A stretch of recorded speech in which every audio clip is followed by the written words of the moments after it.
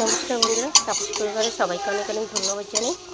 আজকে রুই মাছের ঝাল করব। মাছটাকে ভেজে নিয়েছি, আর এখানে আদা বাটা, জিরে বাটা, পেঁয়াজ বাটা, টমেটো বাটা সব একসাথে বেটে নিয়েছি, কারণ আমার কাজের থেকে আসতে দেরি হয়ে গেছে। আজকে 3টে বেজে গেল। দেখো এখনও রান্না হয়নি। এই কাজ থেকে এসে গুছিয়ে তার মধ্যে দেখো আমার এই পুরো প্যাসেজটা এটা পরিষ্কার করতে আজকে দম বেরিয়ে গেছে আমার।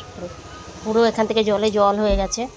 এই দেখো এখানটায় তো পুরো এই যে নালিগুলো আছে, এখান থেকে পুরো জলে জল হয়ে গেছে। রান্নারও দেরি হয়ে গেছে।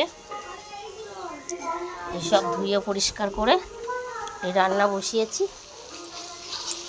এই এখন মশলা কষাচ্ছি, মাছের ঝাল করব। রুই মাছের ঝাল হবে। দেখো মশলাটাকে কষানো হয়েই গেছে। আর ওরা তো দিয়া তো মাথা খারাপ করে দিচ্ছে, খিদে পেয়েছে করছে। ছোটো মানুষ কী করবো, একা হাতে গোছাবো সব কিছু, তারপরে তো এটা হয়ে গেছে। আমার মশলাটা কষানো হয়ে গেছে। এখানে পরিমাণ মতো লবণ দিয়ে দেবো, হলুদ লবণ সব দিয়ে দিয়েছি আমি। এখানে জল দিয়ে দেবো পরিমাণ মতো। কেন মাছ খাবি না? এই দেখো দিয়া মাছ ভাজা দিয়ে ভাত।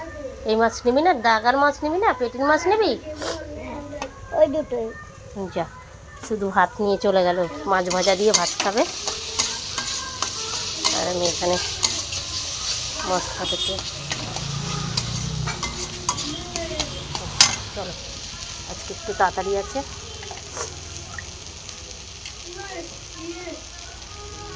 দেখো পরিমাণ মতন জল দিয়ে দেবো। মশলার জলটাকে দিয়ে দিলাম। অনেক বেলা হয়ে গেছে আজকে।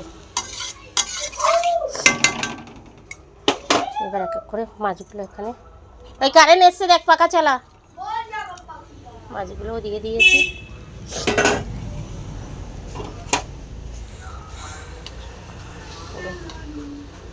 একদম মাছের কালিয়ার মতন হয়ে গেছে। দেখো সুন্দর বসে গেছে। যেখান থেকে দেখছো তাদেরকে অনেক অনেক ধন্যবাদ জানাই।